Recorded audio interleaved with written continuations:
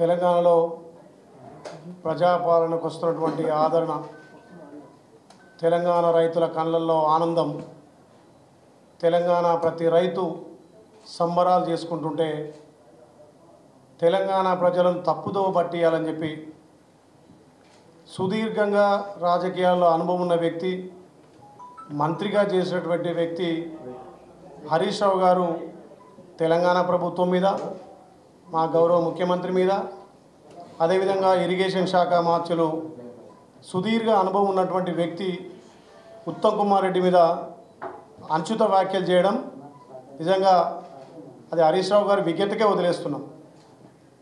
ఇలా పదే పదే కాళేశ్వరం పాపం పుణ్యం కట్టుకొని మళ్ళీ అదే కాళేశ్వరాన్ని తెలంగాణ ప్రజలకు తప్పుదో పట్టేయడానికి హడావుడి చేసి కాళేశ్వరాన్ని ఏ రకంగా మరమ్మత్తు చేయలేదు. కాళేశ్వరం నీళ్ళంతా వృధా పోతుంది. కేసీఆర్ ప్రపంచంలోనే అద్భుతంగా కట్టినటువంటి కాళేశ్వరం అని చెప్పి ఒక టూరిజం ప్లేస్ లెక్క, యాత్ర ప్లేస్ లెక్క తీసుకొచ్చి చూపించినటువంటి కాళేశ్వరం ఇవాళ తెలంగాణ ప్రజలు, భారతదేశ ప్రజలు మొత్తం చూస్తున్నారు. 1.5 కోట్లు తెలంగాణ ప్రజల సొమ్మును గోదావరి పాలు చేసి సముద్రం పాలు చేసిన ఘనత కేసీఆర్కు, ముఖ్యంగా హరీష్ రావుకే దక్కింది. ఇవాళ తెలంగాణ ప్రజలు మళ్ళొక్కసారి తప్పుదో పట్టించి కాళేశ్వరం స్కాము తప్పించుకోవడానికి, ఆ పాపం మేం చేసింది కాదనడానికి ఇలా సన్నాయి నొక్కులు నొక్కుతుండు హరీష్ రావు. ఇకనైనా తెలంగాణ ప్రజలు మీకు బుద్ధి చెప్పి ప్రతిపక్ష హోదా ఇచ్చి ప్రభుత్వానికి సూచనలు సలహా ఇవ్వమంటే అది చేత కాకుండా కుంగిపోయినటువంటి కాళేశ్వరం మేడిగడ్డ 7వ బ్లాక్లో 21, 22, 23 పిల్లర్లు అక్టోబర్ 23 తారీఖున కుంగిపోతే అప్పుడు మీ ప్రభుత్వంలో ఉన్నారు కదా, మరి మీరు ఎందుకు పట్టించుకోలేదు? లక్షల కోట్ల ఖర్చు పెట్టి కాళేశ్వరం అంటే కమిషన్ల కోసమని చెప్పి తెలంగాణలో ఉన్నటువంటి ప్రతి పౌరుడు కూడా చెప్పుకునే విధంగా ఇలా తెలంగాణలో కూడై కూస్తుంటే మేమేదో చేసినామని చెప్పి గొప్పలు చెప్పుకొని మళ్ళీ ఇప్పుడు కూడా చేసే తప్పును కప్పిపుచ్చుకోవడానికి హరీష్ రావు గారు ఈ రకంగా చౌకబారు ప్రకటనలు, స్థాయికి మించిన మాటలు మాట్లాడుతున్నారు. స్థాయికి అసలు మాట్లాడే మాటలు కాదు. మరి అక్టోబర్ 23, 2023లో ప్రభుత్వం, మీ ప్రభుత్వం లేదా? ఆ కుంగిన ప్రాజెక్టు గురించి, కూలిన పిల్లర్ల గురించి ఏనాడు మాట్లాడిన హరీష్ రావు, కేటీఆర్, మరి ఈరోజు ఈ ప్రభుత్వానికి వస్తున్నటువంటి ఆదరణ రైతుల నుంచి కానీ, నిరుద్యోగుల నుంచి కానీ, మహిళల నుంచి పెద్ద ఎత్తున ప్రజాపాలన మీద వస్తున్నటువంటి ఆదరణ చూసి ఓర్వలేక ఈ రకంగా ప్రభుత్వం మీద బురజల్లే ప్రయత్నం హరీష్ రావు గారు చేస్తున్నారు. ఆ ప్రజలు అర్థం చేసుకొని మిమ్మల్ని ఇవాళ ఇంట్లో కూర్చోబెట్టిన సంగతి మర్చిపోయి ఇంకా మేమే అధికారం ఉన్నట్టుగా విర్రవీగి మాట్లాడుతుండు హరీష్ రావు. మరి ఆయన 6 అడుగుల అందగాడు, ఆయనకు మరి మెదడు తలలో ఉందా లేకపోతే మోకాల్లో ఉందా? చాలామంది అంటారు పోడుకున్న వాళ్ళకి మోకాల్లో దమాకు ఉంటుందని. కాళేశ్వరం పాపం మీరు చేసి ఇలా కాళేశ్వరంలో నిన్న మొన్న కర్ణాటకలో పడ్డటువంటి వర్షాలకు, ఇక్కడ పడ్డటువంటి వర్షాలకు వరద ఉధృతి వస్తుంటే కనీసం ఒక్క టీఎంసీని కూడా నిల్వ చేసే అక్కడ స్థాయి లేదు. నిల్వ చేస్తే ప్రాజెక్టు కూలిపోయి ఆ బ్యారేజ్ కూలిపోద్దని చెప్పి నేషనల్ డ్యామ్ సేఫ్టీ అథారిటీ వాళ్ళు హెచ్చరిస్తున్నారు. మరి ఇలా ఏ ముఖం పెట్టుకొని మీరు నీళ్ళు ఎత్తిపోయాలంటున్నారు? కనీసం ఆ మేడిగడ్డకు ఎగువ ఉన్నటువంటి అన్నారం బ్యారేజ్లన్నా నిల్వ చేద్దామంటే ఆ అన్నారం బ్యారేజ్ కూడా బొంగలు పడ్డాయి. దానికి నేషనల్ డ్యామ్ సేఫ్టీ అథారిటీ వాళ్ళు కూడా అది స్టోర్ చేస్తే పూర్తిగా కొట్టుకపోతుంది, పెను ప్రమాదం ఉందని హెచ్చరికలు జారీ చేస్తుంటే మీరు ఇవాళ నీళ్ళు ఎత్తిపోవాలంటున్నారు. సుమారు 73 ఈ వారం రోజుల్లో 73 టీఎంసీల నీళ్లు, గోదావరి నీళ్లు సముద్రం పాలవుతుంటే ఆ పాపం మీది కాదా? 85 గేట్లు ఎత్తేసిరు.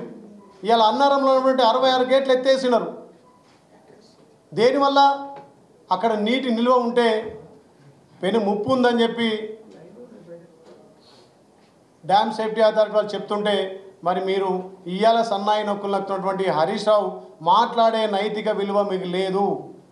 ఇవాళ ఒక్కొక్కటిగా తెలంగాణలో మీ 10 ఏళ్ల పాలన పాతరబెట్టి ఇందిరమ్మ రాజ్యం తీసుకొచ్చినటువంటి తెలంగాణ రైతాంగానికి, తెలంగాణ యువకులకు, తెలంగాణ మహిళలకు ఇవాళ కాంగ్రెస్ పార్టీ పెద్దపీట వేసి అన్ని విధాల తెలంగాణలో మీరు చేసినటువంటి అప్పులను ఒక్కొక్కటిగా తీర్చుకుంటూ ఇలా నెలకు 25 లక్షల కోట్లు మీరు కట్టినటువంటి డ్యామ్ మీద ఇంట్రెస్ట్ 15 లక్షల కోట్లు కట్టుకుంటూ అదే జీతాలకు అదేవిధంగా మెయింటెనెన్స్ ఇంకా 10 లక్షల కోట్లు చేసి 25 లక్షల కోట్లు ఖర్చు చేసి ఇలా తెలంగాణలో ఉన్నటువంటి అన్ని రకాల అభివృద్ధి కార్యక్రమాలు ముందుకు తీసుకుపోతుంటే ఓర్వలేక అనుభవం ఉన్న ముఖ్యమంత్రి ఇలా ఇరిగేషన్ శాఖ మంత్రి ఇలా ఢిల్లీలో మళ్ళీ దానికి సంబంధించి ఇరిగేషన్ ఐపీఎస్లని వాళ్ళతోటి ఐఏఎస్లతో చర్చలు జరిపి ఏ రకంగా దాన్ని పునరుద్ధరించాలని ఆలోచన చేస్తుంటే ఈ రకంగా మాట్లాడి నిజంగా కూడా తెలంగాణ ప్రజలు మిమ్మల్ని సహించరు, మిమ్మల్ని రాళ్లతో కొట్టే రోజు వచ్చాయి. కాబట్టి హరీష్ రావు ఇప్పటికైనా మీ బుద్ధి మార్చుకొని రేపటి నుంచి తెలంగాణలో అసెంబ్లీ సమావేశాలు జరుగుతున్నాయి. ఏ రకంగా తెలంగాణలో ఇంకా అభివృద్ధిలో మీరు వస్తారు, మా ప్రభుత్వానికి సూచనలు సలహాలు చేస్తారు.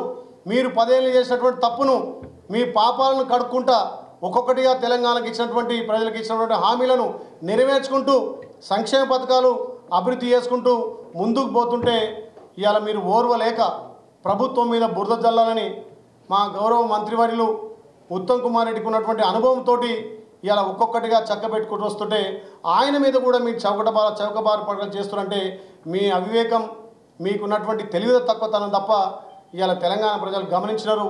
ఇలాంటివి పునరావృతం అయితే ఖచ్చితంగా మిమ్మల్ని గ్రామాలలో రాళ్లతో కొడతారు. రేపటి నుంచి అసెంబ్లీ సమావేశాలున్నాయి.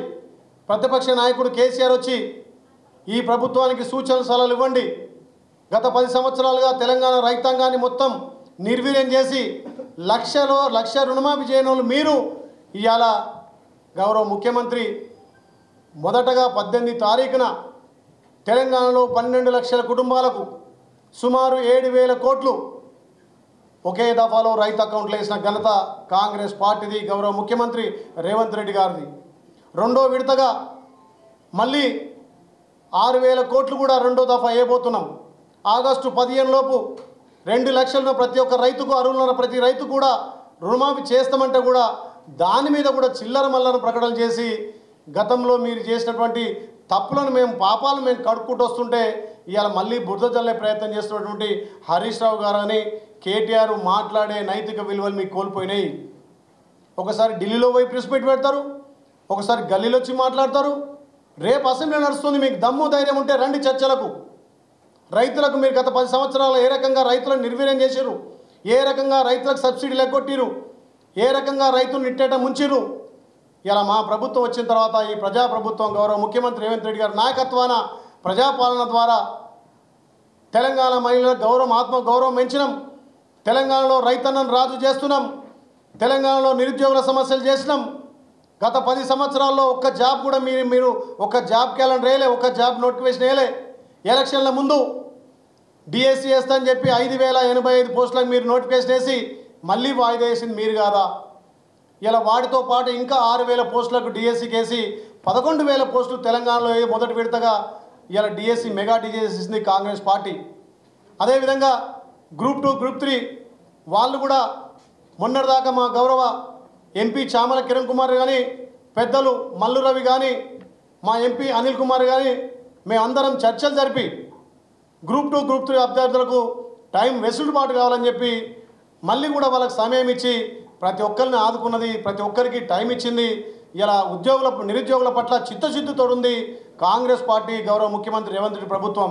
వీటన్నిటి చూసి ఓర్వలేక మీ చాతగానంతనానికి తెలంగాణ ప్రజలు బుద్ధి చెప్పినా మళ్ళీ కూడా మీ వక్ర బుద్ధి మారతలేదు. రేపటి నుంచి అసెంబ్లీ సమావేశాలు జరుగుతున్నాయి. మీరు రైతుల మీద చర్చిస్తారా, నిరుద్యోగుల మీద చర్చిస్తారా, మీరు గత పాపాల మీద చర్చిస్తారా? మీరు రండి. మీ ప్రతిపక్ష నాయకుడు, మీ పార్టీ అధినేత కేసీఆర్ను మీకు దమ్ము ధైర్యం ఉంటే రేపు అసెంబ్లీలో వచ్చి మాట్లాడమండి. మీ పాపాలను ఒక్కొక్కటిగా మేము వచ్చుకుంటూ మేము ఇచ్చినటువంటి తల్లి సోనియం ఇచ్చినటువంటి అభయస్థం 6 గ్యారెంటీలను ఒక్కొక్కటిగా ఇంప్లిమెంట్ చేస్తుంటే తెలంగాణ ప్రజల్లో వస్తున్నటువంటి ఆదరణ చూసి ఓర్వలేక ఒక బురద చల్లే ప్రయత్నం చేస్తున్నారు. మొన్న జరిగినటువంటి అసెంబ్లీలకు మళ్ళీ జరిగినటువంటి పార్లమెంట్ ఎలక్షన్లో మీ ఓటు బ్యాంక్ ఎంత, మిమ్మల్ని తెలంగాణ ప్రజలు ఏ రకంగా తిరస్కరించారో ఒక్కసారి మీరు గుండె మీద చేసుకొని మీరు ఆత్మ పరిశీలన చేసుకోవాలి. ఇక్కడ గల్లీలో కుస్తీ పట్టి ఢిల్లీలో దోస్తాన్ చేస్తున్నారు బీజేపీలతోటి. ఇలా గతంలో మీకు సంపూర్ణ మెజార్టీ ఉన్నా కానీ మా ఎమ్మెల్యేలు లోపరుచుకొని ఎమ్మెల్యేల మీద కేసులు పెట్టి ప్రలోభ పెట్టి కనీసం ఎమ్మెల్యేలకు గౌరవ మర్యాదలు ప్రోటోకాల్ లేకుండా చేసింది మీరు. ఆ రోజు ప్రజాస్వామ్యాన్ని కూని చేసింది మీరు. ఇవాళ ప్రజాపాలన వచ్చి రైతులకు, మహిళలకు, నిరుద్యోగులకు, తెలంగాణ అమరవీరులకు ఇలా గుర్తింపు తెచ్చి ప్రజాపాలన అందిస్తుంటే ఈ ప్రజాపాలన గౌరవ ముఖ్యమంత్రి పాలన నచ్చి మీ ఎమ్మెల్యేలంతా మీ ఎమ్మెల్సీలంతా కాంగ్రెస్ పార్టీలు వస్తుంటే ఓర్వలేక దీన్ని ఫిరాయింపులు అంటున్నారు. ఆ రోజు మరి మీ ముఖ్యమంత్రి, మాజీ ముఖ్యమంత్రి చేసింది ఫిరాయింపా? మరి ఏందో మీరు ఫస్ట్ మీ ముఖ్యమంత్రిని అడుగురి. అప్పుడు కూడా నువ్వు మంత్రిగా ఉన్నావు కదా, మరి కాంగ్రెస్ ఎమ్మెల్యేని చేర్చుకుని దాన్ని ఫిరాయింపంటారా లేకపోతే ఏమంటారో? అప్పుడు నీకు తెలివి లేదా? అప్పుడు నువ్వు మంత్రిగా ఉన్నావు కదా, మరి సంపూర్ణ మెజార్టీ ఉంది మనకెందుకని చెప్పి ఆ రోజు ఎందుకని లేదు? నిన్న కేటీఆర్ పోయి రాజ్భవన్ పోయే అర్హత కేటీఆర్కు ఉందా? అసలు రాజ్భవన్ అంటే, గవర్నర్ అంటే మీకు గౌరవ మర్యాదలు ఉన్నాయా? ఒక ప్రధాని వస్తే కనీసం గౌరవంగా కలిసే నైతిక విలువలు మీకు లేవు. ఒక గవర్నరు గౌరవించుకునే విలువలు మీకు లేవు. ఇవాళ మా ముఖ్యమంత్రి అక్కడ బీజేపీ గవర్నమెంట్ ఉన్నా సరే తెలంగాణకు రావాల్సినటువంటి నిధుల కోసం, తెలంగాణ విభజన చట్టంలో ఉన్నటువంటి హామీల కోసం, ఏదైతే మనకు రావాల్సిన వాటా కోసం పగోడితోటైనా ప్రతిపక్షంతోటైనా ఇలా మన దేశానికి, మన రాష్ట్రానికి వచ్చినప్పుడు గౌరవించుకునే సాంప్రదాయం కాంగ్రెస్ పార్టీది. ఆ సాంప్రదాయాలు మర్చిపోయి ఒక మహిళా గవర్నర్ కూడా మీ ఎమ్మెల్యేలు, మీ ఎమ్మెల్సీలు అగౌరవపరిచినప్పుడు మరి మీకు ఎందుకు రాలే ఆ సోయి? ఇవాళ ఏ ముఖం పెట్టుకొని మీరు రాజ్భవన్ పోయి గవర్నర్ కలిసిరు? గవర్నర్ను ఇవాళ మీకు గుర్తొచ్చిందా? గతంలో ఉన్నటువంటి మహిళా గవర్నర్ను మీరు ఏ రకంగా అగౌరవపరిచిరో ఒక్కసారి తెలంగాణ ప్రజలు గుర్తు చేసుకొని ఇవాళ మీకు మహిళల పట్ల కానీ తెలంగాణ రైతుల పట్ల కానీ చిత్తశుద్ధి లేదు కాబట్టే మిమ్మల్ని ప్రతిపక్ష హోదాలో కూర్చోబెట్టిరు. ఆ ప్రతిపక్షాన్ని కూడా మీరు నిర్వహించలేకపోతున్నారు. ఆ బాధ్యత మర్చిపోయి ఇవాళ మా ప్రభుత్వం మీద బురద చల్లుతురు కాబట్టే మీ దాంట్లో ఉన్నటువంటి ఎమ్మెల్యేలు, ఎమ్మెల్సీలు ఇవాళ మీ అసమర్థతను గుర్తెరిగి ఇలా కాంగ్రెస్ పార్టీలో జాయిన్ అవుతున్నారు. ఇది ప్రజాస్వామ్యము. మేము ఎక్కడ ఎవరిని లోపరుచుకోలే, ఎక్కడ కూడా ఎవరిని ఇబ్బంది పెట్టలే.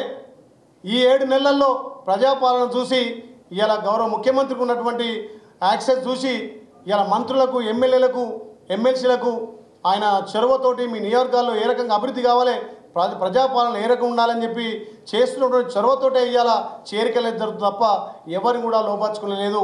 ఇంకొక 4 రోజులు అయితే అసెంబ్లీ సమావేశాల అనంతరం మీ బీఆర్ఎస్ పార్టీ ఖాయం. ఖచ్చితంగా బీఆర్ఎస్ బీజేపీలో విలీనం కాదు కాబట్టి హరీష్ రావుకు ఒకటే హెచ్చరిస్తున్నాం, మీరు ఇకనైనా ప్రజల తీర్పు గౌరవించి రేపు జరుగుతున్నటువంటి అసెంబ్లీ ఎలక్షన్లో మీ ప్రతిపక్ష నాయకుడు, మీ ఎమ్మెల్యేలు కూడా వచ్చి బాధ్యతగా ప్రజలకు ఏ రకంగా సంక్షేమాలు అందిద్దాం, రైతులను ఏ రకంగా ఇంకా రాజును చేద్దాం, మీ సూచనలు సలహాలు ఇవ్వండి. మా గౌరవ ముఖ్యమంత్రి చర్చలకు సిద్ధంగా ఉన్నాడు.